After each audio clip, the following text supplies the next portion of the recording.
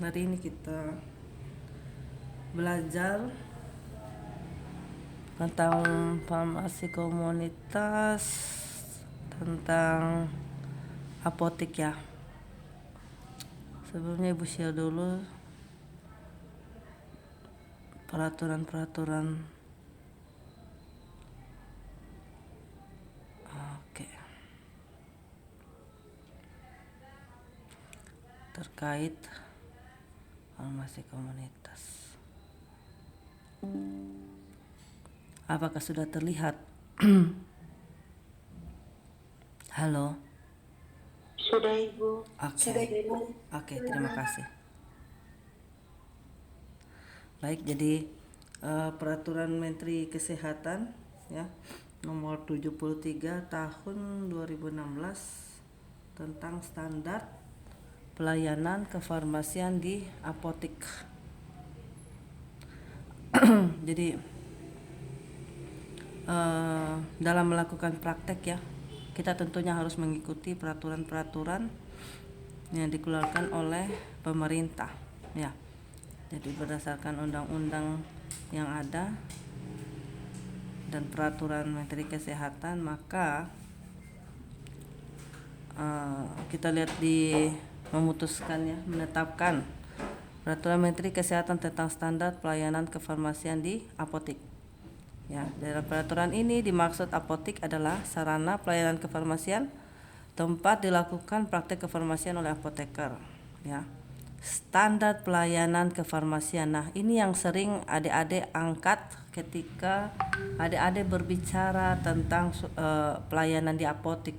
Kadang itu ada beberapa teman-teman kalian yang atau kakak tingkat kalian yang mau mengambil skripsi tentang pelayanan di apotek. Mereka mau melihat apakah apotek ini sudah melakukan sesuai standar pelayanan. Nah, biasanya tapi standar pelayanan yang dilakukan itu adik-adik kakak-kakaknya kalian tuh masih bingung.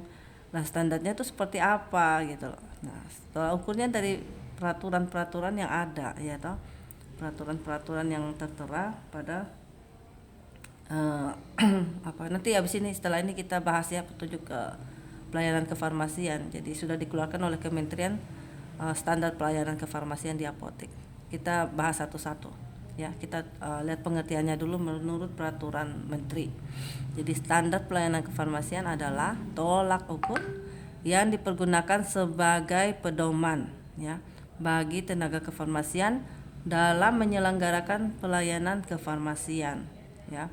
Jadi semua apotek harus mengikuti standar yang ada ya. Kemudian pelayanan kefarmasian itu apa? Pelayanan kefarmasian adalah suatu pelayanan yang langsung dan bertanggung jawab kepada pasien. Jadi kita ini ya orang-orang yang harus ada di garda depan, yang harus ada di apa ya, jangan ada di belakang meja, istilahnya harus ada di depan counter situ ya.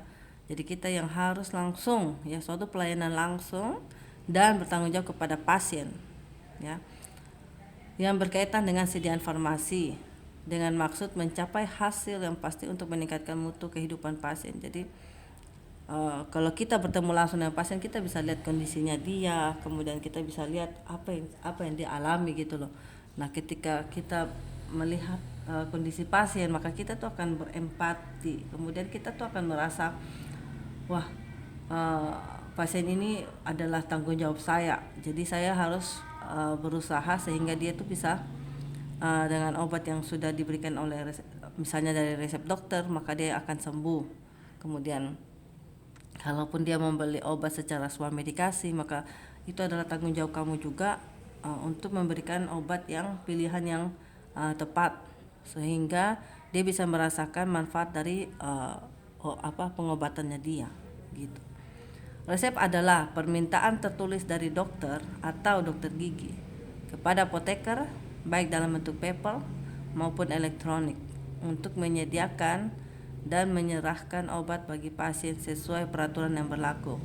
Kalau elektronik ini tapi nggak boleh ya untuk yang sediaan-sediaan psikotropika, narkotika, karena biasanya banyak-banyak pemalsuan ya kalau elektronik. Kalau sediaan-sediaan yang lain mungkin masih bisa. Yang dikecualikan itu mungkin sediaan narkotika, psikotropika, ya nggak boleh. Kemudian sediaan farmasi adalah obat, bahan obat, obat tradisional, dan kosmetik. Ya. Obat adalah bahan atau panduan bahan termasuk produk biologi yang digunakan untuk mempengaruhi atau menyelidiki sistem fisiologi atau keadaan patologi dalam rangka penetapan diagnosis, pencegahan, penyembuhan, pemulihan, peningkatan kesehatan dan kontrasepsi untuk manusia. Nah, biasanya kalau anak-anak itu ada kakak tingkat kalian kalau mau ngambil skripsi itu ambil pengertian-pengertian tentang obat, kemudian tentang pelayanan kefarmasian itu dari sini, dari peraturan menteri ini. Ya. Kemudian alkes adalah instrumen, aparatus, mesin, dan atau implan yang tidak mengandung obat yang digunakan untuk mencegah, mendiagnosis, menyembuhkan dan meringankan penyakit, merawat orang sakit, memulihkan kesehatan pada manusia, dan atau membentuk struktur dan memperbaiki fungsi tubuh.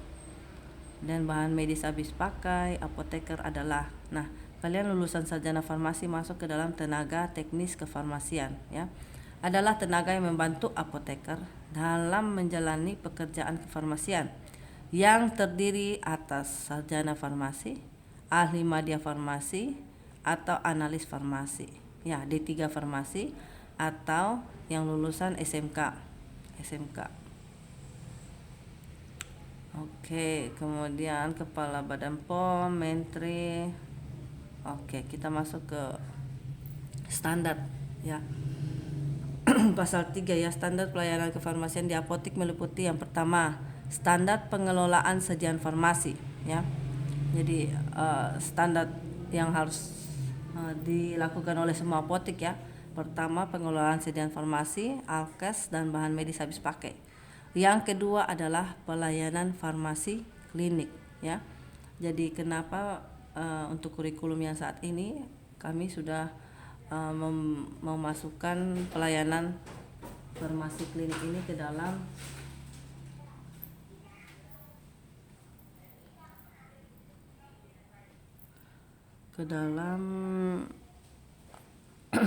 kurikulum karena berkaitan dengan standar pelayanan, ya. Jadi dulu tuh standar farmasi klinik ini, pelayanan farmasi klinik itu hanya dilakukan di rumah sakit, namun saat ini sudah ditambahkan juga di apotek pelayanan farmasi kliniknya, gitu. Sehingga ke mata kuliah pelayanan farmasi klinik itu ada juga pelayanan untuk apotek, ya, bukan hanya di rumah sakit.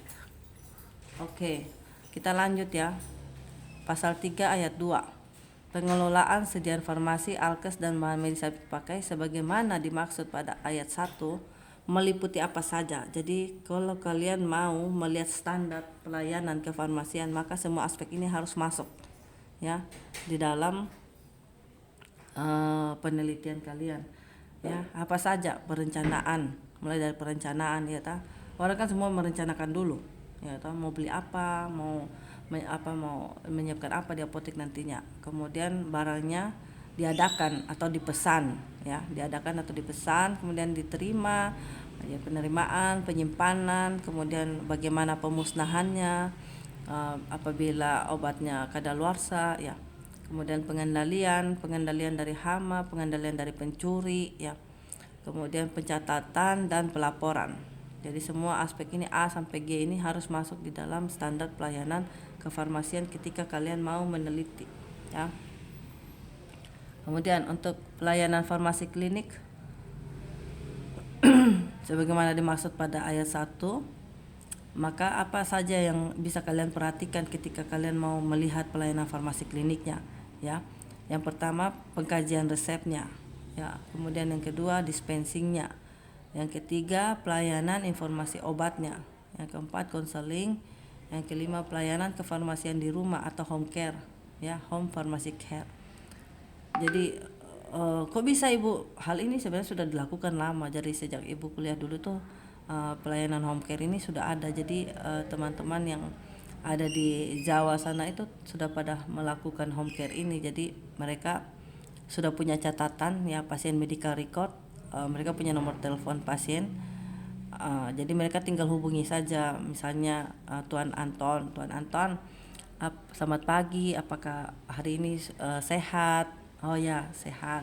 Apakah semalam tidur nyenyak? Oh ya semalam saya tidur nyenyak. Ada kadang masih gelisah atau apa? Nah itu sudah dilakukan oleh teman-teman apoteker atau farmasi di Jawa sana. Namun saat ini saya tidak tahu apakah di Papua ini sudah dilakukan atau belum.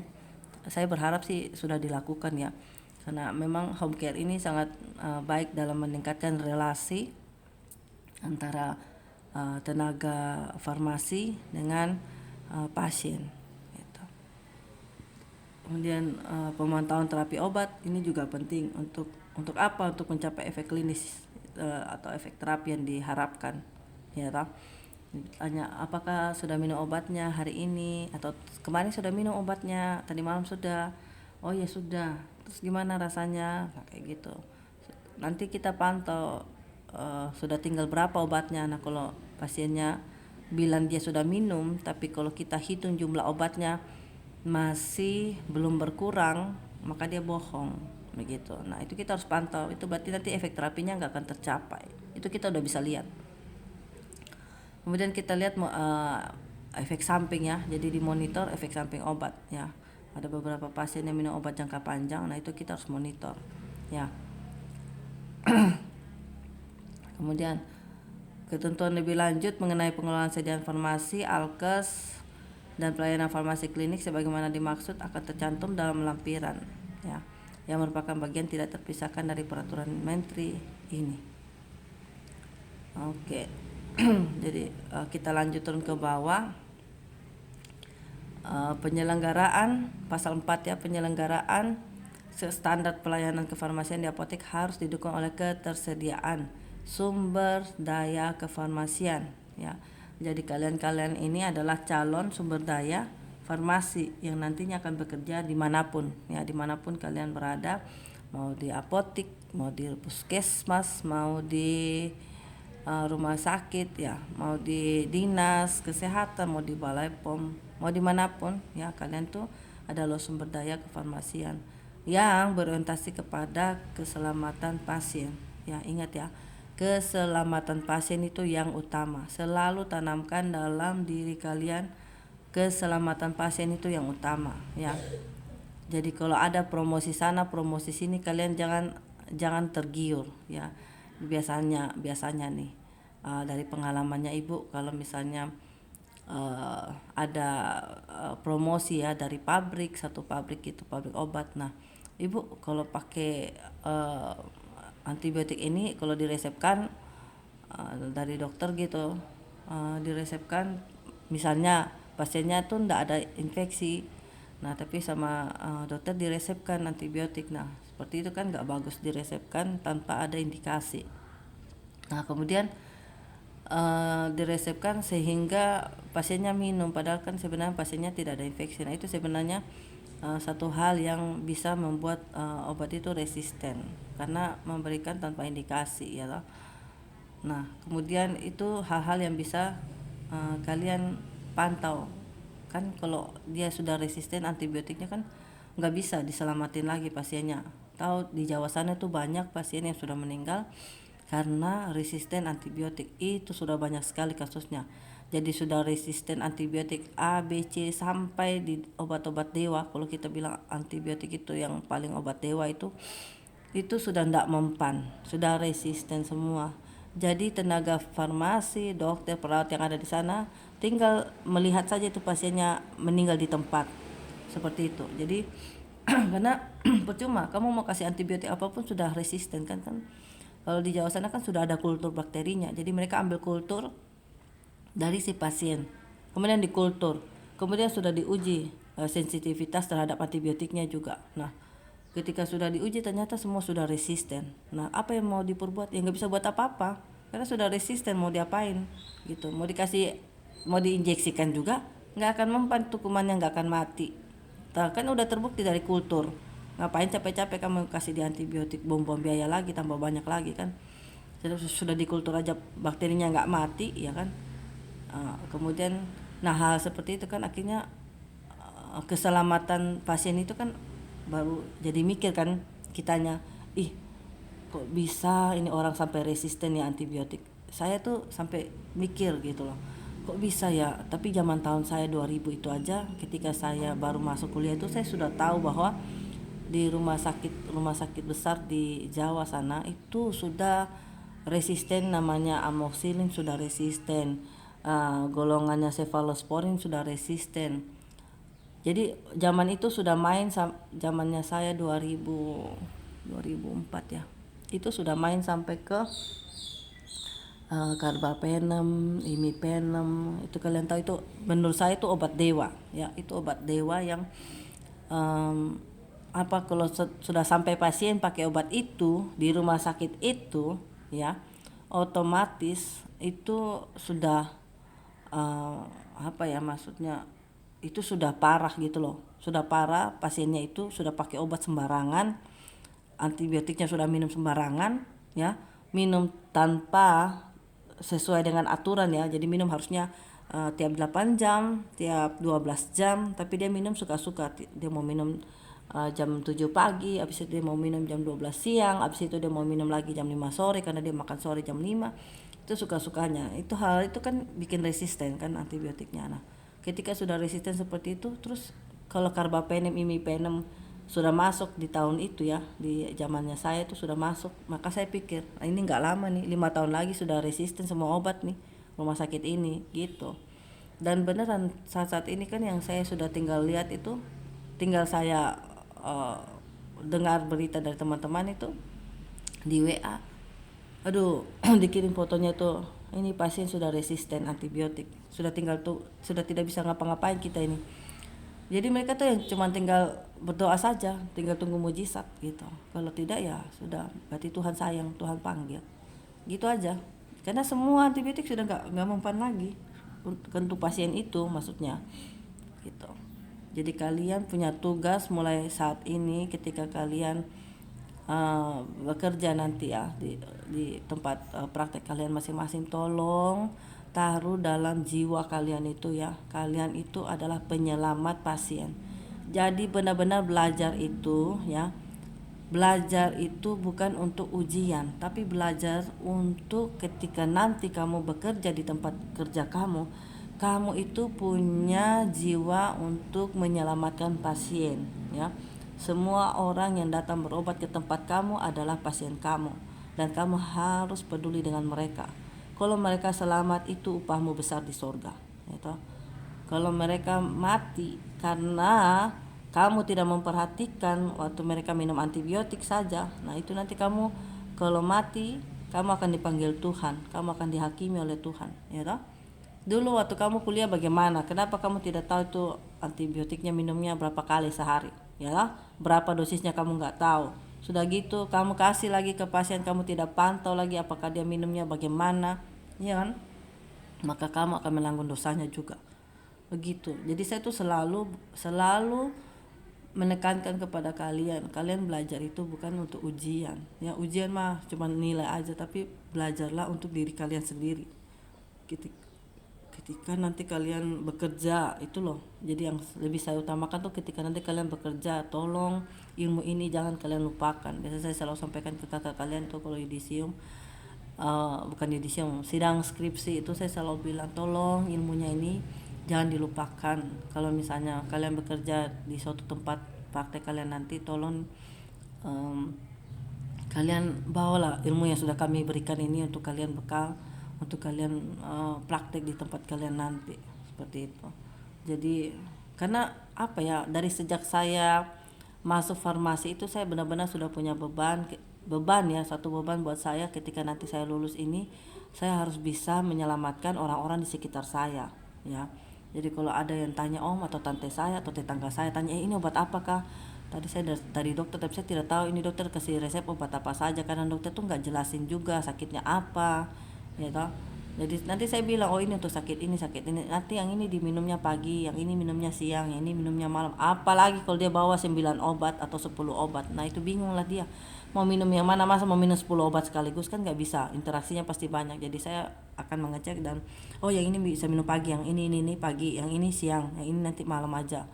Kayak gitu. Apalagi obat-obat kolesterol kan minumnya malam hari, nggak usah minum pagi hari. Itu kan adalah ilmu yang saya pikir bahwa ketika saya belajar nanti saya bisa tolong keluarga saya. Itu waktu itu saya pikir seperti itu. Jadi saya tidak pernah berpikir untuk ujian, tidak pernah. Maka saya tidak peduli nilai saya waktu saya kuliah kurang bagus, nggak apa-apa, karena memang dosennya tahu ya kalau saya kasih contekan ke teman-teman, maka yang kasih contekan yang akan diturunkan nilainya.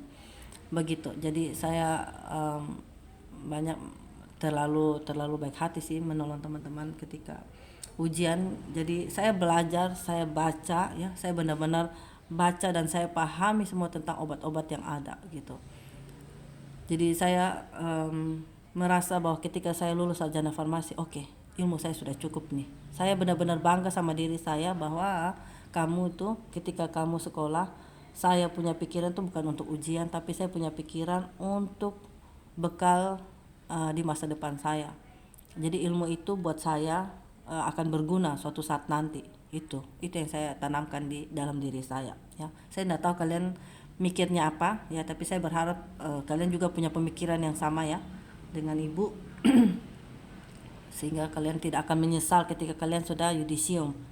Biasanya begitu soalnya kakak-kakak kalian itu kalau sudah yudisium baru menyesal. Saya tanya, kenapa kalian menyesal? Ibu, kok kayaknya kemarin saya belajarnya kok kayaknya kurang ya. Saya bilang, apanya yang kurang? Ilmu yang saya kasih kurang atau bagaimana? Tidak ibu, saya yang kurang bacanya. Jadi saya merasa, aduh saya ini kayaknya mau praktek itu kayak takut gitu ibu. Takut kenapa? Kan kalian sudah belajar tuh waktu kalian S1, nggak usah takut. Semua obat kalian kuasai kok.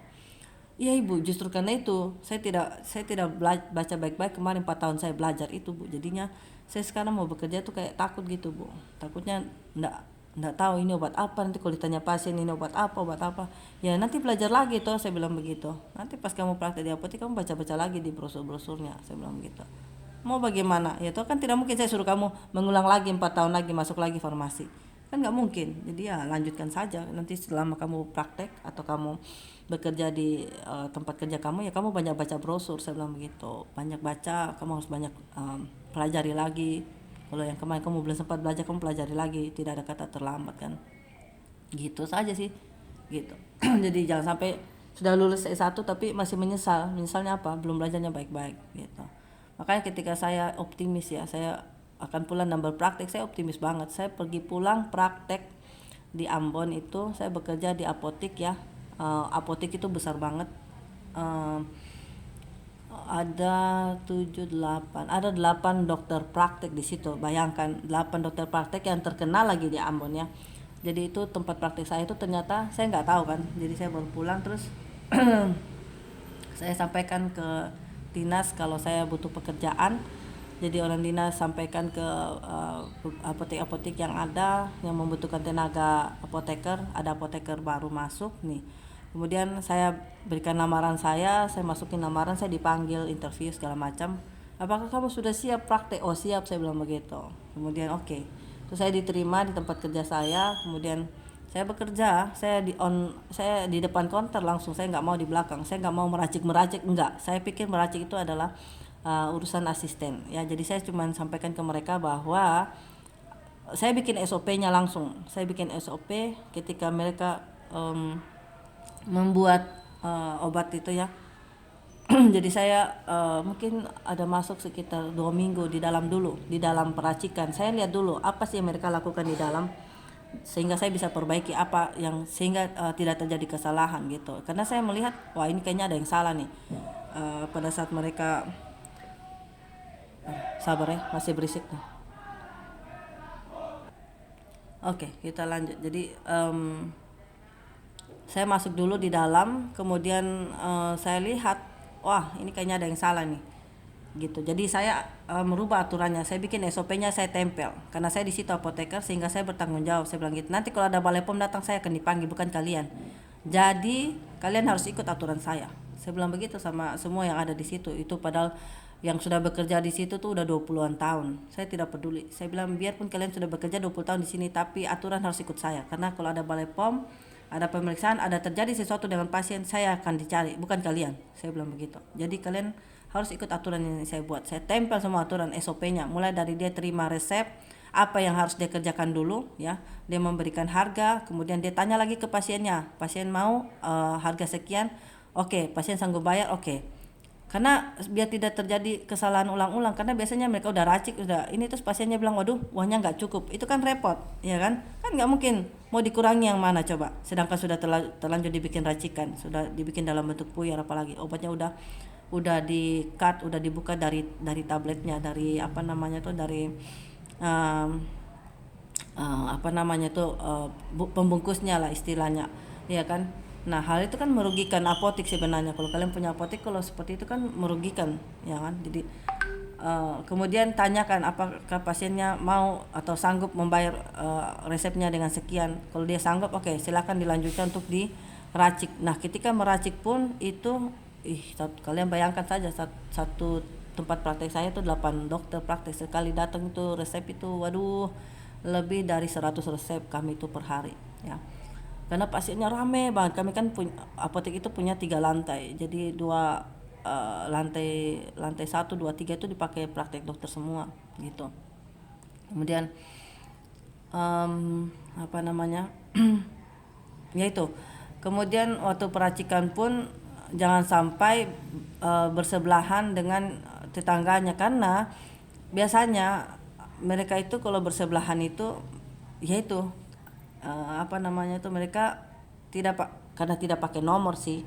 Jadi kadang itu ini tadi siapa punya racikannya, siapa punya anak siapa tadi misalnya gitu. Saya bilang waduh ini kacau nih, kalau kayak gini bisa ketukar nih, punya anak siapa, punya orang tua yang mana. Dan pernah terjadi satu kesalahan, tertukar itu obat, tertukar yang harusnya kasih ke anak, dia dapat dosis orang tua, ya, yang orang tua malah dapat dosis anak. Jadi pernah terbalik. Untung apa namanya sudah ada nomor telepon yang tertera di situ, jadi kami menelpon apakah obatnya masih ada. Oh masih ada, ya gitu. Jadi kami pergi ambil obatnya, kemudian kami racik lagi ulang di apotik, kemudian kami berikan, kemudian yang punya anak itu kami juga ambil dan kami kasih yang punya anak, seperti itu. Untungnya mereka belum minum.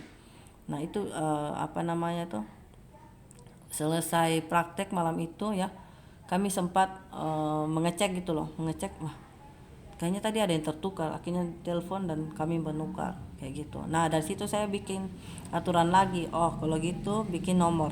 Jadi setiap pasien punya resep itu kalian harus bikin nomor di ujung atas, ya, tulis nomor 23 gitu. Nanti ketika kalian bikin peracikannya selesai, maka di dalam loyang, jadi saya menyediakan loyang-loyang ya, karena kalau racikan kan banyak ya, satu itu aja, satu loyang itu bisa 3-4 bungkus ya, 3-4 bungkus. Nah saya sediakan loyang, terus saya bikin dari karton-karton itu bikin penomoran 1, 2, 3, 4, pokoknya setiap hari bikin nomor 1, 2, 3, 4, 5, 6 sampai 100 resep lah ya toh. Kemudian nanti kalau datang resep 1, kita kasih masuk di loyang 1 nomor 1 sama resepnya juga di situ. Jadi dia ambil, ya udah, dia udah tahu di situ loyang 1 dengan resepnya nomor 1.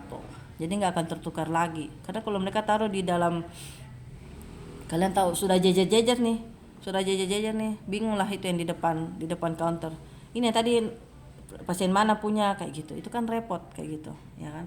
Jadi akhirnya saya pakai nomor. Nah sudah, jadi tidak ada tertukar lagi sejak saat itu, nggak pernah gitu. Jadi setiap hari saya evaluasi apa sih yang itu di situ. Terus yang kemudian yang di dalam, kalau sudah banyak resep racikan gitu kan kewalahannya, dia kan menggerus. Nah menggerus itu kan memang agak membutuhkan waktu agak lama, apalagi kalau tabletnya keras-keras ya. Terus akhirnya saya inisiatif kita pakai blender aja, beli blender untuk blender tablet-tabletnya, daripada menggerus itu kan lama banget, dan tenaga yang di dalam itu 1, 2, 3, 4, 5, 6, 7 orang tuh di dalam asisten saya tambah tenaga lagi 3, saya rekrut lagi 3 supaya lebih cepat. Itu aja 7 orang itu aja kami pulang jam 1, jam 2 malam baru selesai.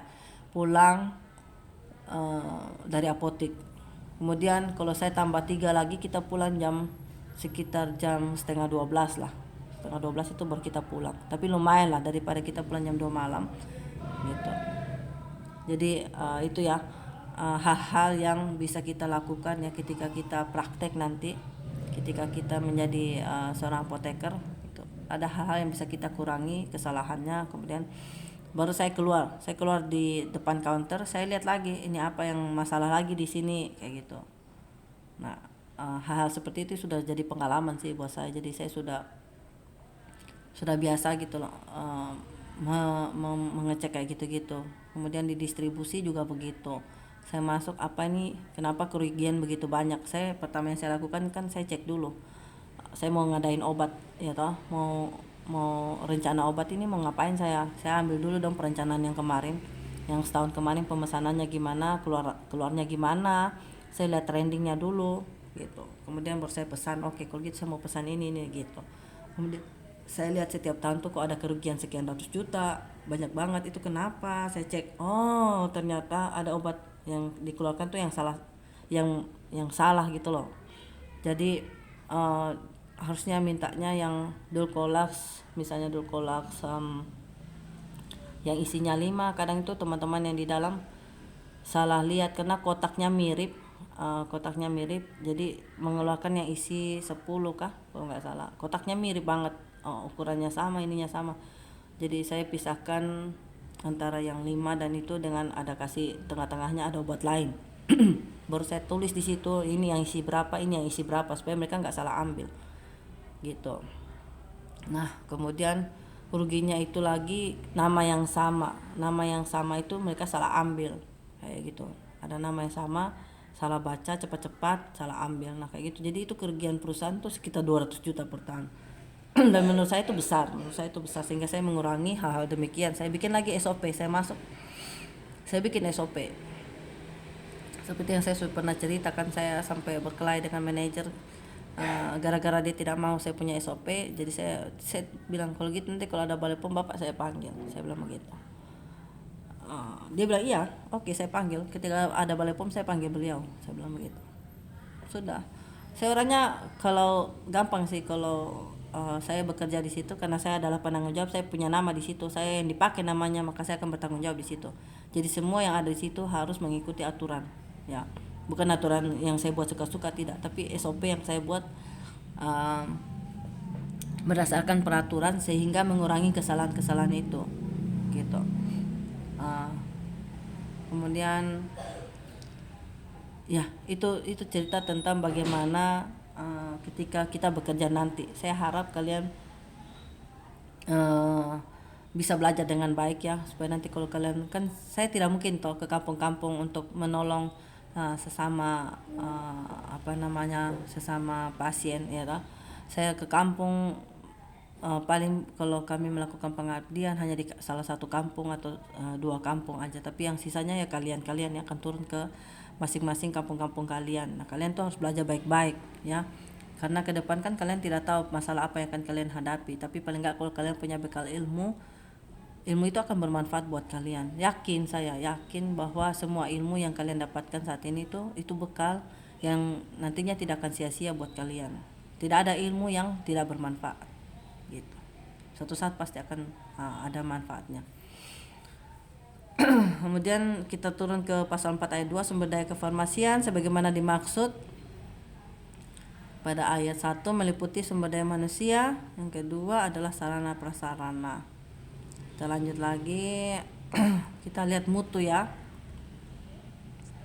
Jadi penyelenggaraan pelayanan kefarmasian di apotek harus menjamin ketersediaan farmasi, alkes, bahan medis habis pakai yang aman, bermutu, bermanfaat dan terjangkau ya. Jadi kalau saya kan pernah hidup di kampung ya.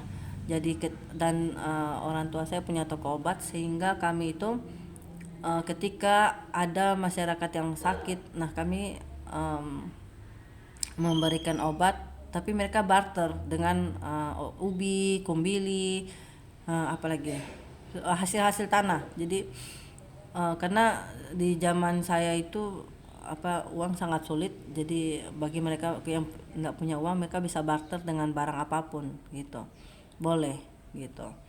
Jadi kalau kalian nanti bekerja, saya nggak tahu apakah sampai saat ini di kampung-kampung kalian masing-masing masih barter juga, saya nggak tahu ya, hanya kalian yang tahu. Nah, kalian harus menyediakan obat-obat yang terjangkau ya. Jangan sampai pasiennya itu nggak bisa mendapatkan obat karena obatnya mahal gitu. Kalian harus lihat situasi yang ada di daerah kalian masing-masing. Ketika mereka punya income, kalian bisa lihat ya penghasilan rata-rata mereka per bulannya atau per tahunnya berapa. Nah, kalian bisa menyediakan obat-obat di harga-harga sekitaran itu ya toh. Kan nggak mungkin orang itu punya penghasilan 1 juta 2 juta tapi kalian menyediakan obat yang harganya satu satu strip itu aja harganya sekitar 200 atau 300 ribu misalnya, ya kan. Kan nggak mungkin. Atau satu botol itu harganya 200 ribu 300 ribu, itu nanti akan sulit buat kalian untuk menjangkau pasien-pasien yang ada di situ gitu. Jadi kalau kalian sediakan situ, kebanyakan ya sediakanlah obat-obat generik sehingga masyarakat itu bisa menjangkau harga obatnya. Yang pasti bermutu ya. Bermutu itu apa? Ya kalian nyimpannya baik-baik ya. Kalian simpannya harus sesuai yang tertera di dos masing-masing, di kemasan dari obat itu masing-masing. Perhatikan baik-baik suhunya ya. Jangan kena sinar matahari langsung ya, jangan taruh di depan etalase yang nanti jam 3 sore itu matahari masuk dan membuat obat itu menjadi warna dosnya sudah menjadi warna pudar ya, yang warnanya kuning cerah ya, tiba-tiba menjadi warna putih ya toh, karena kena matahari jam 3 sore ya toh. Kalau kayak gitu kan itu dosnya aja pudar, apalagi obatnya lebih nggak stabil lagi ya toh. Obatnya pasti udah rusak gitu. Terus gimana caranya kalau sudah kayak gitu? Ya kalian harus pikirkan bagaimana kalian bikin penutup ya, terop gitu untuk tutup depan itu. Jadi ketika jam 3 itu tidak, matahari itu tidak langsung kena ke dalam apotek kalian. Kalian bisa tutup pakai terpal atau apa gitu untuk tutup bagian teropnya supaya mataharinya nggak masuk langsung gitu. Jadi benar-benar harus dipikirkan obat itu harus sampai ke tangan pasien, jangan sampai dia ada di tempatmu rusak semua gitu. Tapi kalian nggak tahu karena kemasannya, apalagi kalau yang di dalam strip. Kalau dalam strip kan kalian nggak bisa lihat itu dalam stripnya udah warnanya dari kuning sudah jadi coklat ya toh, kalian kan nggak tahu. Nanti pas pasien mau minum, ih kenapa ini tabletnya dari, saya pernah mengalami itu, soalnya saya pernah mengalami hal tersebut. Pernah ditanyakan sama pasien waktu saya ada di kampung itu, kenapa dia berubah warna kayak begini, dulu warnanya seperti ini kok sekarang warnanya ini. Oh itu berarti dia udah rusak itu bu, kelihatan dari obatnya ini. Bukan karena pabriknya ganti warna obat, enggak. Saya bilang tidak pernah ada pabrik itu kalau dia ganti warna obat pun tidak warnanya coklat kayak gini gitu. Itu agak aneh menurut saya, warna coklat, kecuali ada kapsul-kapsul tertentu yang saat ini mungkin ada warnanya coklat ya, untuk menghindari oksidasi dari obatnya. Mereka membuat kapsulnya berwarna coklat agak itu supaya menutupin sediaan yang dalam. Tapi saya tahu bahwa misalnya paracetamol, dari dulu saya tahu paracetamol warnanya putih misalnya ya toh, kok tiba-tiba jadinya warnanya coklat gitu, itu kan jadi aneh, itu berarti udah rusak gitu. Gak pernah ada paracetamol warnanya coklat itu. Nah itu agak aneh. Jadi saya melihat hal tersebut, makanya saya bilang oh kayak gitu kan berarti sebenarnya di toko obat maupun di apotek itu harus memperhatikan penyimpanannya seperti apa gitu. Dia kena sinar matahari langsung atau enggak ya kan. Kayak gitu kan berarti sediaan yang kita kasih sudah nggak bermutu sebenarnya ya kan. Kalian rugi, pasiennya apalagi lebih rugi lagi ya kan. Maka perhatikan hal-hal yang itu yang menyangkut tentang sediaan itu. Terutama penyimpanannya. Di apotek itu biasa saya suka memperhatikan tuh penyimpanannya. Apakah sudah digigit tikus ya toh. Tempat penyimpanannya itu harus tertutup rapat, jangan sampai digigit tikus dosnya kayak gitu. Itu benar-benar harus diperhatikan. Jadi penyelenggaraan pelayanan kefarmasian di apotek wajib mengikuti standar pelayanan kefarmasian sebagaimana diatur dalam peraturan Menteri. Kita selesai jam berapa ya? Halo? Kita selesai jam berapa? 9.10 9.40 Ibu. Oh, jam 9.40, oke. Kemudian pasal 8, apotik wajib mengirimkan laporan ya.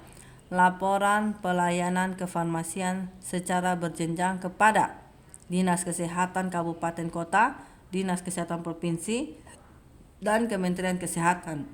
Jadi kalian wajib ya, wajib ketika kalian di tempat kerja masing-masing, mau di dinas, mau di puskesmas, mau di apotik ya, mau di rumah sakit, semua wajib mengirimkan laporan.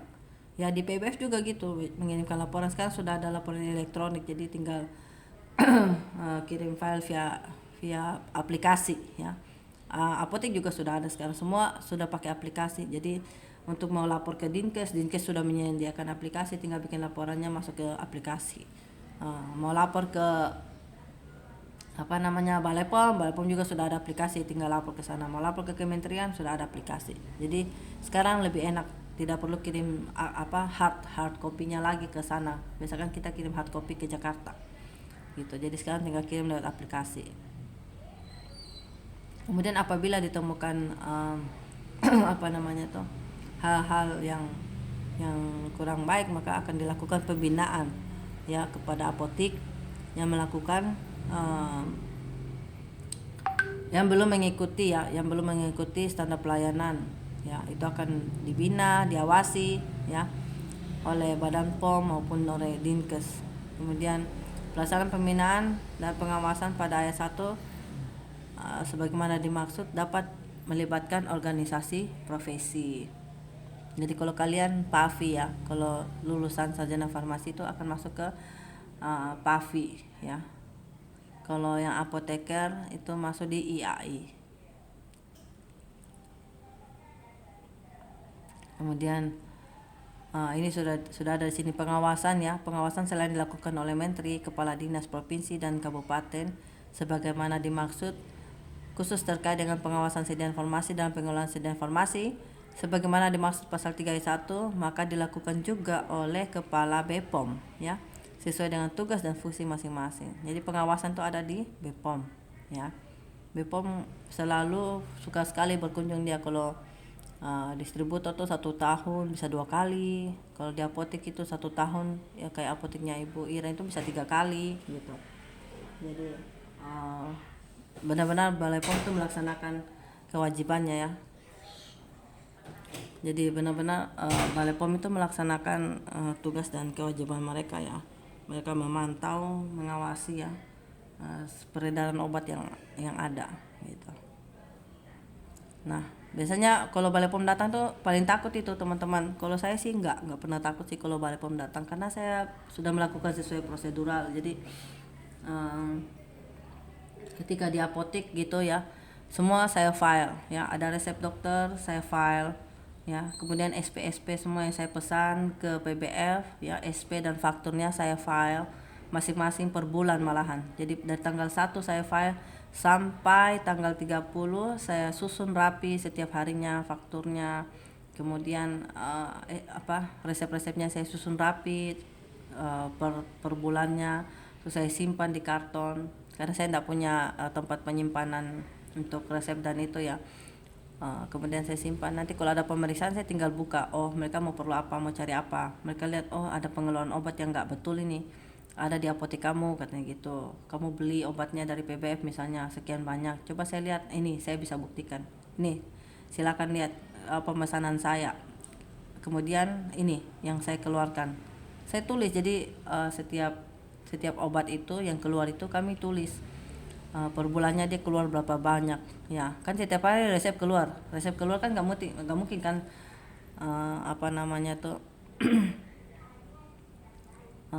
kami tulis kartu stok setiap hari. Hanya kan akan terinput di dalam komputer ketika obat A keluar, obat B keluar, yaitu 10 biji, 20 biji. Nah, untungnya kita punya sistem itu support. Jadi sistemnya itu dia catat langsung, misalnya saya kasih keluar untuk resep ini 10 biji, 30 biji, sekian biji. Nah, dari sekian biji itu kan saya bisa kalkulasi dalam satu dos itu ada berapa jumlah tabletnya. Nah, nanti saya akan tinggal sampaikan ke Balai POM-nya. Nah, saya pesan sekian box, misalnya 10 box, karena satu hari saja rata-rata keluar 2 box seperti itu. Jadi mereka bisa lihat oh ya pengeluarannya banyak gitu loh, satu hari 2 box, sehingga kalau saya pesan itu banyak karena pengeluarannya juga banyak. Nah kayak gitu, jadi saya tidak pernah takut kalau Balai POM datang karena saya bisa mempertanggungjawabkannya dengan baik. Itu tidak ada menyalahgunakan obat-obat yang saya pesan gitu, nggak ada. Jadi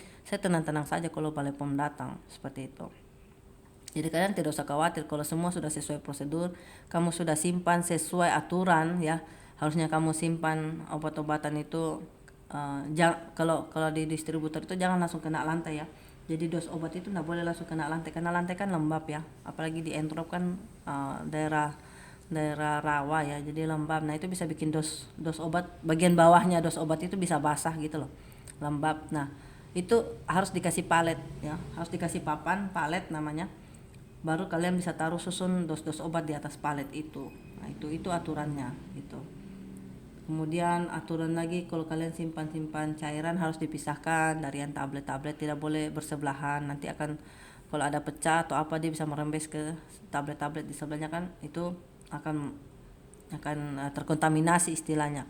Jadi harus dipisahkan penyimpanannya, tablet, kemudian sirup, injeksi,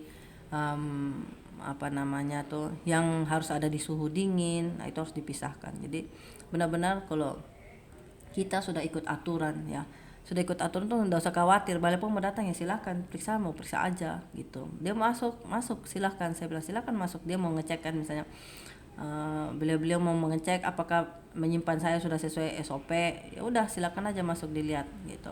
Apakah sudah ada di situ suhu, sudah tertera suhu di dinding ya, kan harus dipasang ya termometer dinding supaya dia lihat oh ya berarti obat-obatnya ini aman, tidak kepanasan gitu. Jadi sebenarnya tuh kadang tuh pemilik apotik ya, pemilik sarana apotik itu biasanya kadang itu suka bilang apoteker ini cerewet sekali, tapi sebenarnya kita cerewet karena demi kebaikan si obat-obat ini ya. Jadi bukan karena kita yang mau pakai AC ya toh, bukan karena kita yang mau pakai AC, tapi obat-obat ini membutuhkan suhu yang suhu penyimpanan yang sejuk.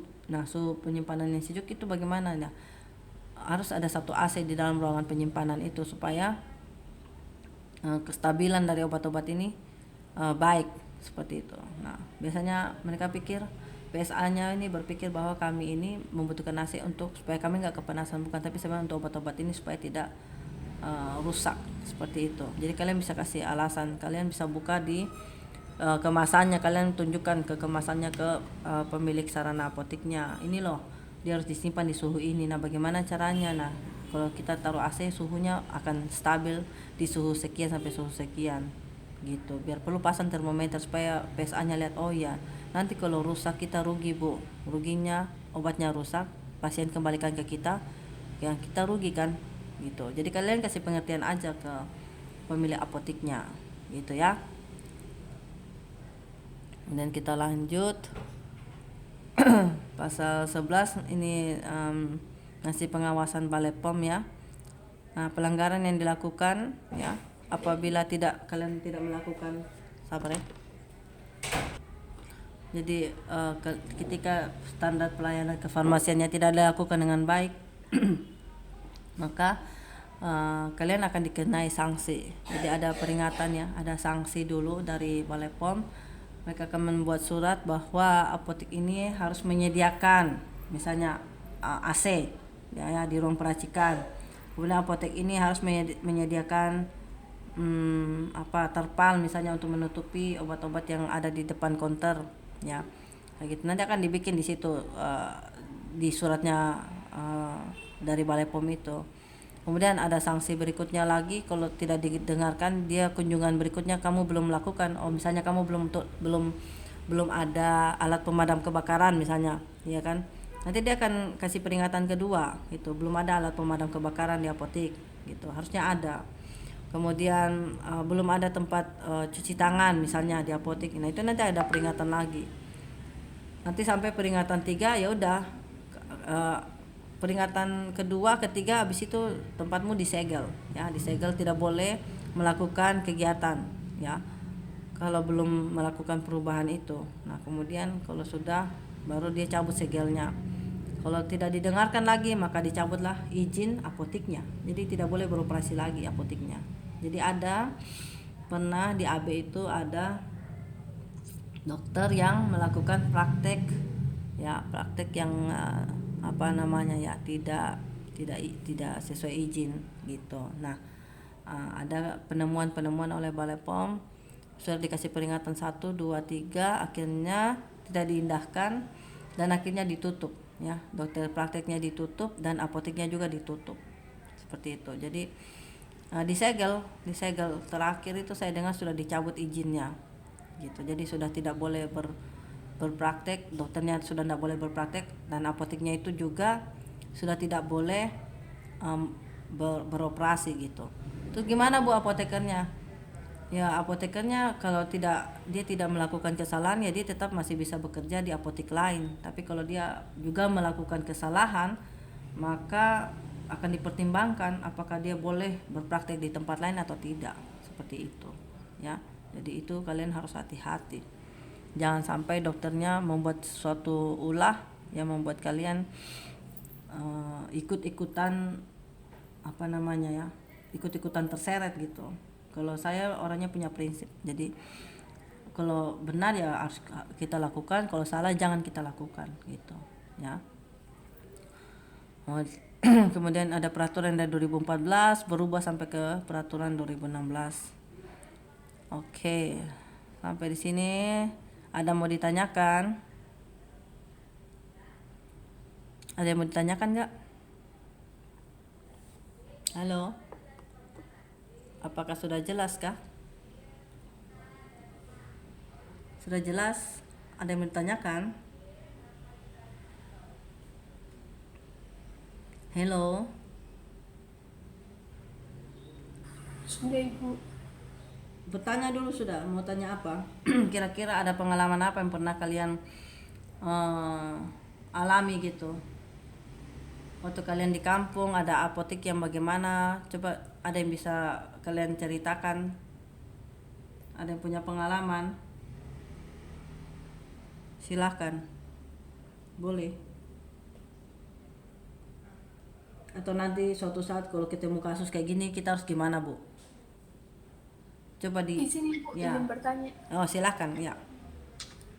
Ibu, apakah sampai saat ini masih banyak apotek yang mungkin tidak sesuai dengan standar kefarmasian yang sudah dijelaskan seperti tadi Bu? Dan misalnya kalau kita menemukan nggak sesuai nih di apotek ini, apa kita punya tindakan harus seperti apa ya Bu? Terima kasih.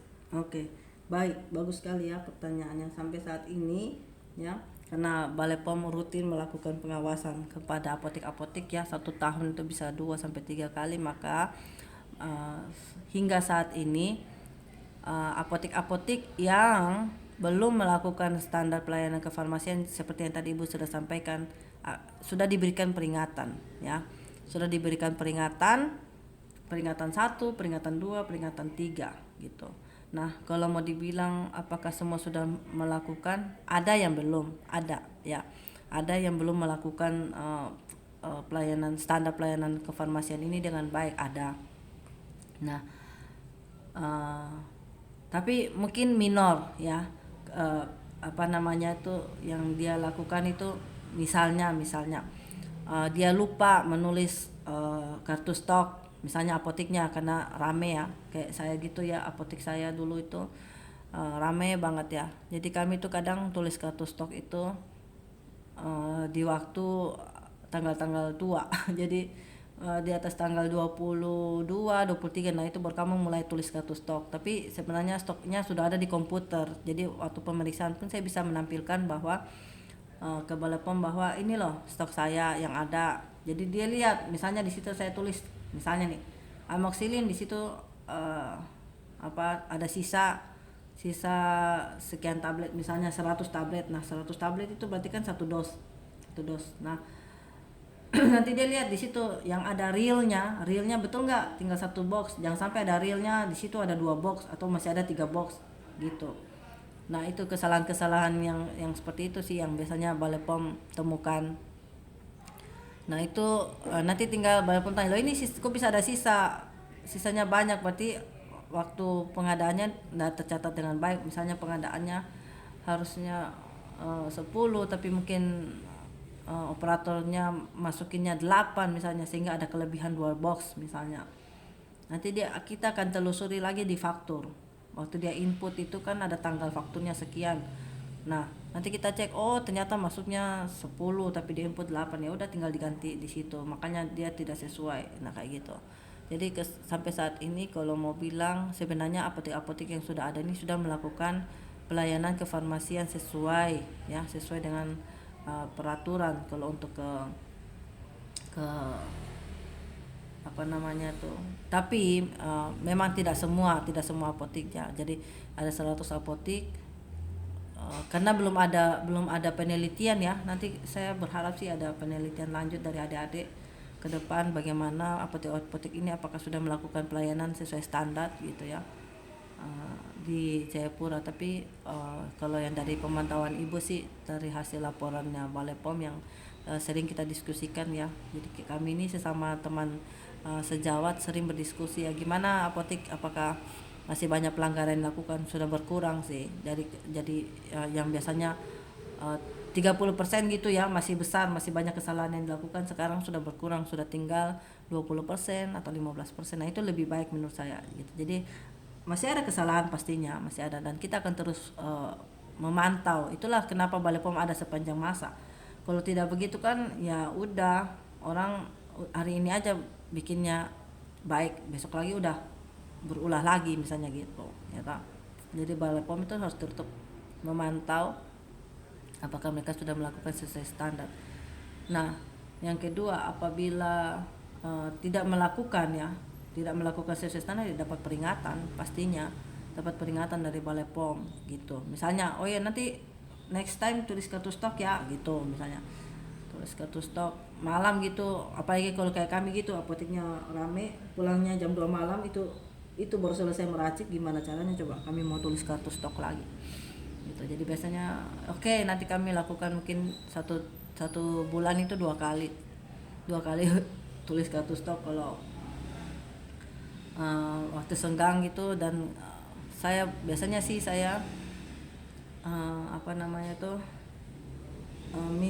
minta waktunya untuk teman-teman. Kan kalau praktek dokter kan dia mulai praktek kan sekitar jam 3, jam 4 sore. Nah, mereka praktek jam segitu, jam 4. Nah, teman-teman yang masuk pagi ya, jadi ada asisten-asisten yang masuk pagi, itu saya sampaikan kalau misalnya ada masuk 4 orang pagi, maka 2 orang atau 1 orang aja di depan, karena pagi kadang tuh nggak terlalu rame yang beli OTC mah, sedikit, nggak banyak ya.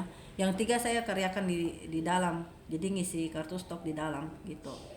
Jadi yang 3 ini saya bagi tugas, kamu daerah sini ya, kamu ini resep-resepnya kamu tulis ya, kartu stoknya berapa yang diambil, berapa banyak yang diambil, kayak gitulah kira-kira. Jadi kalau ada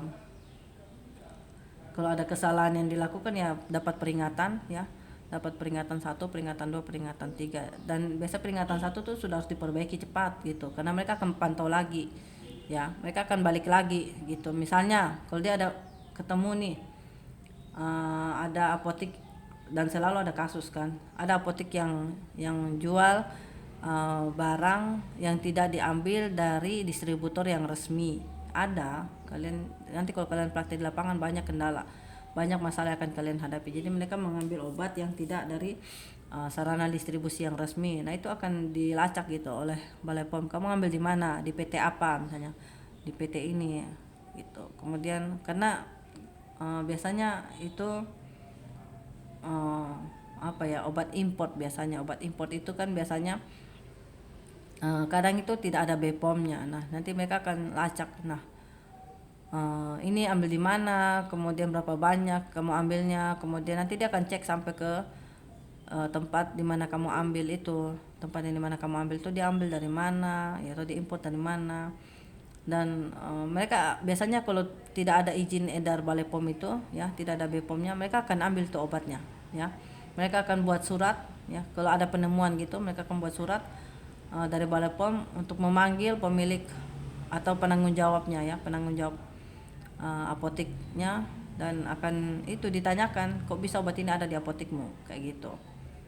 Nah itu akan diambil obat-obatnya itu untuk disita atau sebagai barang sitaan, dan akan diberikan peringatan buat apotekernya kayak gitu. Jadi kalau ada kesalahan yang dilakukan ya selalu ada pemanggilan dari Balai POM untuk mempertanggungjawabkan hal-hal yang terjadi itu gitu. Apakah sudah jelas? Sudah Ibu, terima kasih Ibu. Iya, terima kasih untuk pertanyaannya. Jadi kita tidak bisa bilang sudah 100% baik. Ada beberapa apotek ya yang belum maksimal pelayanan kefarmasiannya. Entah itu dari segi SDM-nya ya. Misalnya SDM yang dibutuhkan itu kurang ya. Kemudian entah itu dari sarana dan prasarananya ya. Mungkin karena modalnya sedikit maka dia belum bisa mengadakan AC. Nah itu biasa kalau kunjungan Balai POM ke sana itu akan ada surat gitu, harus diadain AC, harus beli termometer, harus beli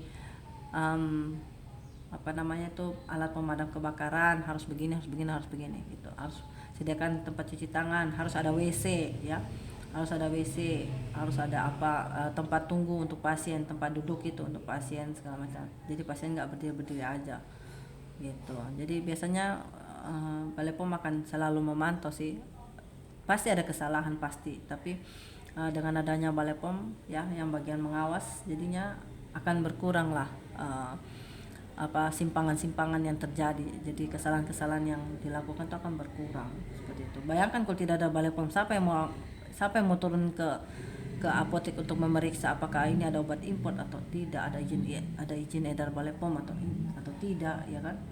Jadi kita bersyukur ada Balai POM yang membantu dalam pengawasan sehingga semuanya terjamin. Artinya kalian beli obat dari tempat distributor yang resmi, kemudian kalian memberikannya ke pasien juga tidak was-was ya toh. Kalian di apotek juga sudah simpannya baik ya toh. Kemudian kalian kasih ke pasien, kalian edukasi, kalian sampaikan bahwa ini harus disimpan. Misalnya amoxicillin kan dalam bentuk dry syrup tuh untuk anak-anak kan. Nah dibotolkan, kemudian kalian sudah waktu ketika pasien beli kalian campurkan air sampai batas tanda, kalian sampaikan ke pasiennya, ibu bapak obat ini ya harus diminum tiap 8 jam ya, kamu kasih jam di situ biar perlu ya, jam sekian terus obat ini harus disimpan di kulkas ya pak bu ya, harus simpan di kulkas ya. Nanti kalau mau minum jangan lupa dikocok dulu, ya, jangan sampai dia minum air bagian atasnya ya toh, serbuk yang di bawahnya nggak dia minum gitu. Harus dikocok dulu baru dikasih minum ya. Kalau sudah lebih dari 10 hari obat ini belum habis ya, maka dibuang ya, tidak usah diminum lagi, tunggu sampai 1 tahun depan masih bisa disimpan, jangan. Jadi kalian bisa sampaikan hal tersebut ya kepada pasien sehingga mereka juga oh iya oke, kalau sudah 10 hari ya udah mereka buang seperti itu. Jadi jangan sampai mereka tidak tahu gitu loh hal-hal kecil seperti itu. Apalagi kalian yang sarjana farmasi malah nggak tahu juga. Oh ternyata simpannya di kulkas. Wah itu gawat ya, itu gawat gitu. Jadi tugas kalian nanti membantu Balai POM untuk mencapai pelayanan farmasi yang optimal gitu ya. Ada aja sih kesalahan yang pasti dilakukan, tapi kalau bisa diminimalkan ya, jangan sampai terjadi lagi ya, kalau misalnya terjadi ya berarti kalau ada kesalahan terus kalian bikin peraturan lagi supaya SOP lagi supaya jangan sampai terjadi kesalahan itu lagi. Nah kalau sampai ada kesalahan itu lagi berarti kita harus membuat aturan lagi yang bagaimana sehingga jangan sampai terjadi lagi seperti itu. Jadi pemeriksaan itu di distributor saya itu dari yang kerugian 200 juta bisa minimal ya, sekarang sudah tinggal 10 juta. Pasti ada kesalahan. 10 juta itu aja menurut saya masih besar ya, 10 juta.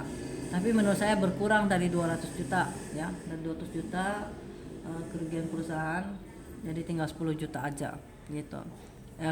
Itu kerugiannya karena expired ya, jadi bukan karena kesalahan penukaran lagi. penukaran, kesalahan pengecekan barang ya, tapi terjadi karena expired. Jadi waktu obat-obatnya expired maka itu adalah kerugian ya. Kemudian pengecekan itu saya sampai 3 kali. Jadi pengecekan barang keluar dari gudang itu kan kepala gudang ngecek, kemudian keluar sampai di luar tuh ada bagian pengecekan lagi, pengecekan kedua, terus sampai yang ketiga adalah pengecekan di supir atau pengantaran ya, si transportnya. Jadi pengecekannya harus sampai 3 kali gitu. Jadi ketika nanti ada kesalahan di situ, misalnya ada obat yang kalian salah kasih dan kalian tidak perhatikan, maka saya potong gaji kalian. Saya gitu ya. Jadi saya bilang kalau ada kesalahan yang kalian tidak perhatikan ya, obat yang kalian kasih kalian tidak lihat baik-baik, tidak baca, asal kasih aja ya, maka saya akan potong gaji kalian. Seperti itu. Jadi mereka takut, jadi mereka bekerjanya baik-baik gitu. Jadi nggak pakai cerita-cerita, kalau ngambil obat itu nggak pakai gosip-gosip ya.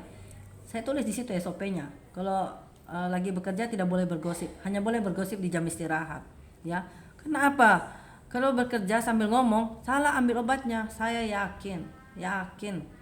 Itu si ini, si itu, si ini, gini. Kalau bekerja gitu, kalau gosip-gosip gitu, nanti salah ambil obatnya, salah meraciknya lagi, kayak gitu. Jadi nggak usah kalau lagi bekerja, lagi menggerus, ya mulutnya diam aja, ya, nggak usah banyak ngomong, supaya fokus di obat-obat yang akan diracik itu. Jangan sampai salah ambil. Tadi mau ambil amoxicillin, salah ambilnya apa yang ada di sebelahnya yang namanya mirip, nah kayak gitu kan repot ya kan, salah lagi obatnya yang diracik kayak gitu.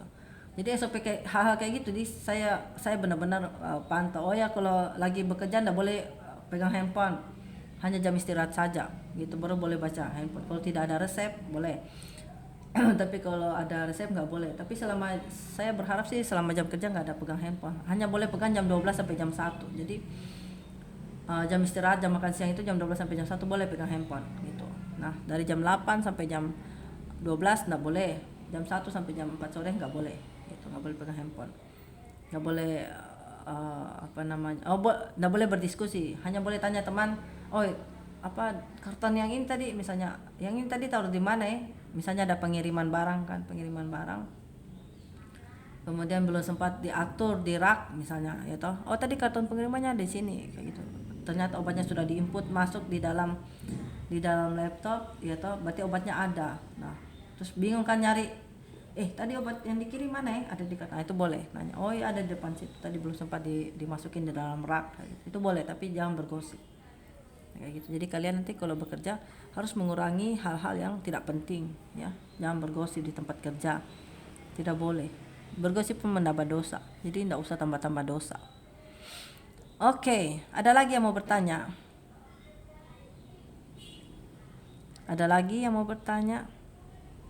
Kalau belum ada saya lanjut ya. Silakan ya kalau ada yang mau bertanya. Pas saya ngomong, Ibu interupsi mau bertanya.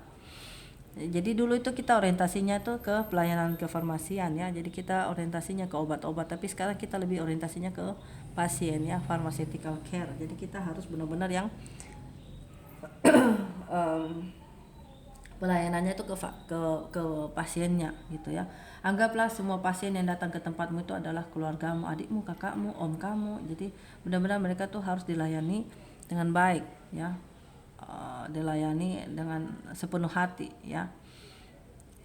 Jadi kalau kalian mau melihat bagaimana sih, apa sih yang dilakukan dalam pelayanan kefarmasian ya di apotik ya, mulai dari pengelolaan sedan farmasi, alkes ya, bahan medis habis pakai, mulai dari perencanaan ya, kalian harus membuat perencanaan ya, apa yang mau dibeli ya toh, berapa banyak yang mau dibeli, apakah cukup untuk kebutuhan 3 bulan ke depan atau 6 bulan ke depan. Kan perencanaan tuh kalau di distribusi obat kan kita harus memperhitungkan waktu pengiriman. Nah waktu pengiriman kan 2 bulan, kemudian jadi kalau diadain tuh jangan sampai terlalu mepet, jadi stoknya sudah tinggal satu dos misalnya baru diadain, itu sudah terlambat gitu. Karena kalau 1 dos itu habis ya udah nggak ada sediaan lagi di distributor kamu.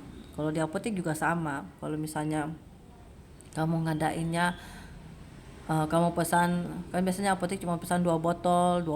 Nah itu nanti kalau kosong ya toh, kalau 2 botol datang hari itu juga pasiennya belanja 2 botolnya itu habis, maka kamu akan nggak punya stok. Nah ketika pasien berikut datang lagi mau beli botol itu sudah nggak ada kan. Nah sudah nggak ada itu kan kamu repot, kamu jadinya rugi ya kan. Kamu harus suruh pasiennya beli di tempat lain ya toh. Ibu bisa kan pesan di distributor? Iya bisa, tapi kan distributor punya jam pengantaran. Nah distributor tuh biasanya 2 kali jam pengantaran. Biasanya mereka ngantar pagi sekali tuh mereka ngantar pemesanan yang kemarin ya. Kemarin sore misalnya ya, kan pulangnya jam 4 ya toh. Kan nggak mungkin supirnya pulang jam 8 malam, jam 10 malam, nggak mungkin. Jadi jam 4 juga dia sudah harus pulang. Nah biasanya kalau apotek-apotek baru pesan di jam 3 ya, sudah mau tutup nih. Jam 3 baru pesan kan pengantaran, apalagi di Sentani misalnya, tempat Sentani, apoteknya di Sentani, baru PBF-nya di Entrop, kan jauh ya kan, butuh waktu. Nah itu biasanya disimpan untuk besok pagi-pagi. Jadi jam 8 pagi tank, pemesanan jam 3 ke atas bisa kita kan informasi ke apoteknya ya, untuk pemesanan di atas jam 3 pelayanan akan barang akan dikirim jam 8 pagi besok harinya. Nah, itu SOP juga ya, itu SOP juga. Jadi barang akan diantar besok pagi jam 8, mulai pengantaran jam 8 seperti itu. Jadi apotek udah tahu oh bakal kosong nih kalau misalnya cuma pesan 2. Nah, sebaiknya saya pesannya 6 ya kan. 6 supaya kalau ada pasien yang datang beli 2 ya udah saya masih punya stok 4. Saya nggak usah nunggu lagi sampai besok paginya ya. Atau apalagi kalau ada praktek dokter ya. Praktek dokter itu benar-benar kan membutuhkan banyak ya. Apalagi kalian sudah bisa lihat lah. Nanti kalau kalian praktek kalian bisa lihat ritme pemesanannya. Kalau misalnya dokternya ini sering meresepkan satu hari itu bisa keluar 20 botol, maka kalian harus pesan 1 karton. Kalau kalian belanja maka harus pesan 1 karton ya. Jangan sampai tidak ada stok gitu. Nanti resepnya kan ke tempat lain kan. Kayak gitu kan kalian rugi, nggak ada omset masuk gitu. Jadi pesan barang itu ya harus melihat berbagai macam pola ya. Ada sekarang lagi zaman batuk pilek. Nah sediakan banyak-banyak itu obat batuk pilek di apotek. Beli 1 karton obat batuk pilek ya, yang sirup, kemudian yang tablet itu beli 2 box, 3 box gitu. Karena pasti habis itu obat batuk pilek itu. Gitu. Pasti akan diresepkan oleh dokter. Ya. Nah, kayak gitu. Jadi rencanakan sesuatu ya, belajar dari ritme penyakitnya ya. Belajar dari pola epidemiologi penyakit gitu. Biasanya kan kalau ada mau musim panas nih, apa sih yang biasanya sakitnya apa biasanya, atau mau bulan puasa nih gitu, mau masuk bulan puasa. Nah biasanya kan sering ada yang sakit mah misalnya. Nah itu disediakanlah obat-obat mah yang banyak sehingga stok di apotek kamu tidak sampai habis gitu. Itu yang direncanakan pada saat kalian mau mesan. Kalau ada obatnya di PBF mah enak, tapi kalau misalnya PBF-nya pas lagi kosong, pas kamu lagi butuh, pernah loh satu saat itu saya pernah di distributor itu ada obat yang dipesan oleh apotek itu kosong semua di mana-mana. Di PBF saya kosong, kemudian di PBF lain pun kosong ya. Jadi seluruh PBF itu obat itu kosong itu. Jadi apotek pun nggak bisa ngapa-ngapain gitu kalau PBF-nya kosong, karena ya memang kalau dari distributornya udah kosong kan ya udah apotek otomatis sudah nggak punya juga gitu. Nah itu pernah di zaman saya tuh, awal-awal saya kerja di distributor, wah kenapa bisa kosong kayak gini, ini berarti nggak bagus nih perencanaannya ini kayak gitu. Akhirnya ya itu dirubah sistemnya karena kita menghitung waktu transitnya ya, dari kapal ke pelabuhan ke sini. Nah sehingga meminimalisir pengosongan barang gitu. Jadi kalau saat apotek pesan tuh kita pasti ada barang. Dan syukurlah pas waktu saya di situ saya selalu memperhatikan ritme penyakit, ritme pola pemesanan. Jadi saya pikir wah ini harus saya adakan agak banyak nih karena mau masuk bulan puasa nih kayak gitu. Jadi pada saat bulan puasa satu-satunya tempat yang punya obat-obat mah itu saya. Jadi distributor saya tuh full dengan pemesanan banyak banget ya, sampai ke luar kota saya kirim semua gitu karena saya punya stok banyak gitu. Walaupun distributor lain udah kosong, saya punya ada kayak gitu. Jadi saya tidak khawatir gitu. Itu dari pengalaman sih. Nanti kalau kalian sudah bekerja kalian akan punya pengalaman masing-masing ya. Kalian bekerja kalian harus memperhatikan hal-hal detail ya supaya jangan sampai terjadi kekosongan barang misalnya, atau jangan sampai kesalahan kasih obat ya, harusnya ini punyanya pasien A salah kasih ke pasien B misalnya. Tuh, kalian harus minimalisir hal tersebut. Kemudian pengadaan, kalian mengadakan ke apotik ya. Pada saat pengadaan ya, kalian pesan ke PBF ya, kalian pesan ke PBF, maka harus melalui jalur yang resmi ya, PBF yang resmi. Jangan kalian pesan di PBF yang tidak resmi ya kan, karena kalau yang tidak resmi kan bisa saja nanti dipertanyakan oleh Balai POM, kalian pesan di mana, apakah PBF yang kalian pesan itu juga resmi gitu. Jadi kalian harus pesan melalui jalur yang resmi ya. Jangan bikin yang aneh-aneh, karena kalau berbuat sesuatu yang aneh-aneh, tidur pun tidak nyenyak gitu ya. Kemudian sabar ya. Oke, kita lanjut pada saat pengadaan pesan di tempat yang resmi ya. Kemudian pesannya harus perhatikan kuantitas pada saat pemesanan. Pada saat pengadaan harus dilihat ya jumlah, jangan sampai kosong. Kemudian pada saat penerimaan ya, kalian sudah pesan jenisnya ya, kemudian jumlahnya, lihat expire date-nya ya.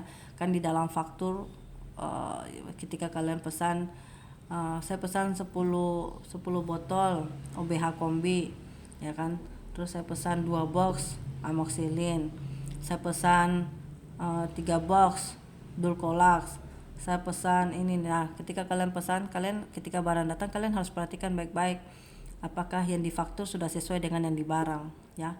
Kalian perhatikan dia punya jumlahnya yang datang sesuai enggak dengan yang kalian pesan. Kemudian mutu, kalian lihat dosnya rusak atau enggak ya, dosnya ada berwarna-warna enggak. Biasanya kalau dosnya itu kadang itu suka kena ya, kalau pengiriman Sanbe itu kadang itu ada yang terkontaminasi, ada 1 botol pecah gitu ya, dia sudah terkontaminasi ke sebelah-sebelahnya, warna dosnya jadi agak, kan obatnya warnanya pink, jadi kalau dia dosnya warnanya putih, jadi kalau dia pecah maka dosnya itu akan berubah warna jadi pink kan. Nah, itu jangan kalian terima ya kalau misalnya dosnya sudah kena kontaminasi ya, sudah kena sirup dari botol yang sebelahnya gitu, jangan kalian terima. Waduh, mati lampu. Bentar ya. Halo. Sudah Ibu. Oh iya, karena barusan mati lampu di rumahnya Ibu. Oke, kita lanjut ya.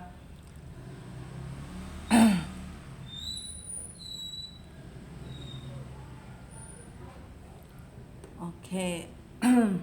Jadi waktu kalian terima barangnya, kalian lihat ya apakah ada terkontaminasi atau enggak. Kemudian kalian cek ya di fakturnya itu apakah kodenya ya, biasanya kan masing-masing batch ya, masing-masing batch itu ada kode tertentu. Jadi kalian baca di faktur ya, misalnya kodenya ABC 123 gitu ya. Kemudian nanti di fakturnya seperti itu, kemudian kalian lihat di sediaannya, di kemasannya apakah yang dikirim ABC 123 gitu. Nah, kalau sudah dikirim sesuai ya kalian terima.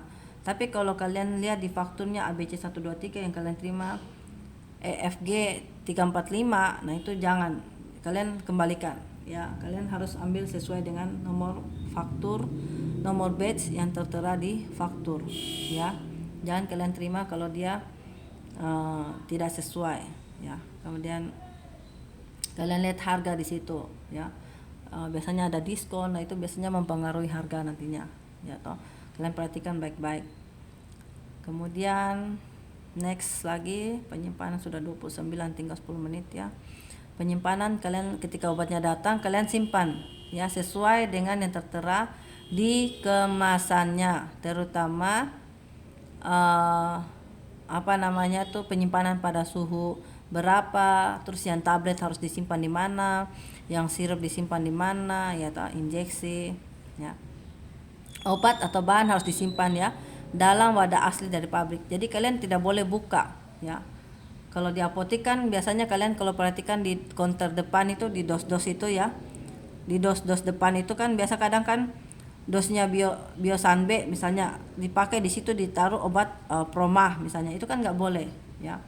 Harus Promah ya ditaruh di dalam dos Promah. Kemudian obat Biosan B ya ditaruh dalam dos Biosan B. Dibuka kemasannya ya, digunting, tapi dia tetap harus ada di dalam dos yang sesuai dengan nama obatnya ya. Tidak boleh pindah-pindah yang tidak sesuai dengan wadahnya ya. Jadi disimpan dalam wadah asli dari pabrik. Karena apa? Di situ ada tertera nomor batch-nya, paham ya? Jadi ada ketika nanti kalian membuka lagi obat yang baru ya, misalnya kalian buka lagi Biosan B di kotak yang baru, maka kalian harus tetap pakai kotaknya yang baru itu yang kalian buka itu ya, untuk mengganti yang lama tadi. Tidak boleh kalian cuman ganti isinya aja, karena isinya sudah habis ya udah kita buka kotaknya itu, terus dosnya tinggal dibuang aja, terus sudah masukin aja di kotak tadi, itu jangan. Jadi tetaplah pakai kemasannya dia ya. Kemudian dalam hal pengecualian darurat di mana isi dipindahkan pada wadah lain, maka harus dicegah terjadinya kontaminasi ya, dan harus ditulis informasi yang jelas pada wadah baru. Kalau seandainya kalian mau pindahkan ke wadah yang baru ya, kalian harus tulis di situ ini yang nomor batch berapa atau tanggal kadaluarsanya kapan, karena kan berbeda dos yang kalian taruh di situ. Misalnya expirednya Maret 22 ya, sedangkan obat baru yang baru datang ini ya, yang dikirim dari distributor tadi, misalnya datang expirednya masih September 22 gitu kan. September 22 kan berarti masih lebih lama kan ya kan. Maret kan sudah tinggal bulan depan, September kan berarti lebih lama. Nah, kalian akan jangan sampai kalian tuh salah melihat kadaluarsanya. Ini expirednya sudah bulan Maret nih, ternyata yang di dalam masih bulan September yang di strip-stripnya itu. Iya kan, jadi sebaiknya kalian tetap taruh dengan dia punya dos, gunting aja kan bagian atasnya, sudah simpan di situ gitu. Kalau saya sih saya langsung taruh dengan dosnya gitu, jadi saya tidak mau kalau dilepas dari dosnya, supaya saya lebih mempermudah lihat kadaluarsanya sih kalau saya gitu. Kemudian wadah sekurang-kurangnya memuat nama obat ya, nomor batch dan tanggal kadaluarsa. Perhatikan ya, nama obat, kemudian nomor batch, itu penting. Yang tadi saya bilang kan harus diperhatikan nomor batchnya, kemudian tanggal kadaluarsanya. Kemudian semua obat harus disimpan pada kondisi sesuai dengan yang ada di kemasan ya, sehingga terjamin keamanan dan stabilitas obatnya ya. Kemudian tempat penyimpanan obat tidak dipergunakan untuk menyimpan barang yang lain ya. Misalnya di kulkas nih ya, di kulkas nih paling sering nih ya toh, ada taruh obat-obat supo dan lain-lain, obat-obat injeksi. Kalian taruh lagi tuh, kalian pun rujak ya toh, ada pesan rujak taruh di kulkas. Terus ada pesan minuman dingin ya toh, jus taruh di kulkas. Nah, itu nggak boleh ya. Jadi obat khusus obat aja, nggak boleh dicampur dengan jus, rujak dan lain-lain. Itu kan baunya akan terkontaminasi ke obatnya gitu ya. Jadi kalian jangan simpan sembarangan itu di dalam kulkas di apotik ya. Kemudian semua apalagi nih, sistem penyimpanan dilakukan dengan memperhatikan bentuk sediaan ya. Bentuk sediaannya diperhatikan dan kelas terapi obat, dan disusun secara alfabet. Lebih enak disusun alfabet ya, lebih gampang. Kalau kalian susun berdasarkan farmakologi obat, oh ini obat hipertensi nih, taruh di sini, tapi susun dari situ A B C D E sampai Z ya. Kemudian obat diabetes A B C D E sampai Z, obat batuk pilek A sampai Z gitu ya. Kemudian next, pengeluaran obat ya, nomor 5, pengeluaran obat memakai sistem FIFO. First expired, first out, dan FIFO, first in, first out ya. Jadi kalau simpan yang halo? Halo, siapa itu yang bersuara? Tolong di mute. Halo, siapa yang bersuara itu?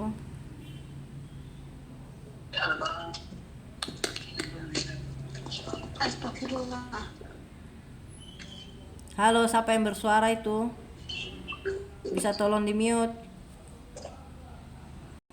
Baiklah, tinggal 5 menit, kita cepat aja ya.